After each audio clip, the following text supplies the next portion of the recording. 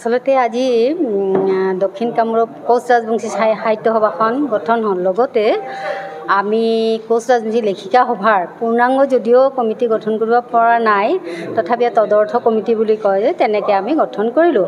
গতিকে দুয়োখন কমিটিকে আমি কেন্দ্ৰীয় কমিটিৰ পৰা, সাহিত্য সভাৰ পৰা আৰু মানে যুটীয়াভাৱে কোচ ৰাজবংশী লেখিকা সভাৰ তৰফৰ পৰা আমি তেওঁলোকক শুভেচ্ছা তথা অভিনন্দন জনাইছোঁ, যাতে তেওঁলোকে এই কমিটিৰ জৰিয়তে আমাৰ গোটেই জনগোষ্ঠীটোৰ যিমানখিনি চাৰিওফালৰ পৰা অৰ্থনৈতিক, সামাজিক, ৰাজনৈতিক সকলো ফালৰ পৰা আমাৰ উত্তৰণত সহায় কৰে, জাতিটোৰ উত্তৰণ ঘটে।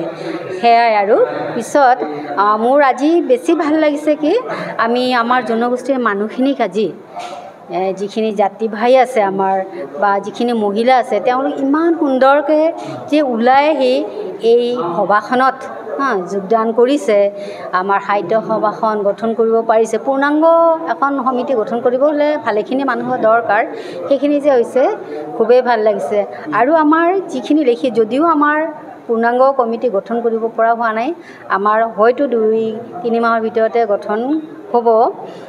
গতিকে আমাৰ এই মহিলাখিনিয়ে, কোচ ৰাজবংশী মহিলাখিনিয়ে যাতে তেওঁলোকৰ লিখনিসমূহৰ দ্বাৰা সামাজিক, অৰ্থনৈতিক এইখিনি উন্নতি কৰিবৰ কাৰণে সক্ষম হয়। লগতে পিছৰ প্ৰজন্মক, আমিতো বৰ্তমান প্ৰজন্ম, আমাৰ পিছৰ প্ৰজন্মখিনিক যাতে উৎসাহ যোগাব পাৰে, সৃষ্টিকামে তেওঁলোকৰ লিখনিবিলাকৰ জৰিয়তে সমাজৰ উত্তৰণ ঘটাব পাৰে, এইখিনিও আমি কি কৰিছোঁ, আশা কৰিছোঁ।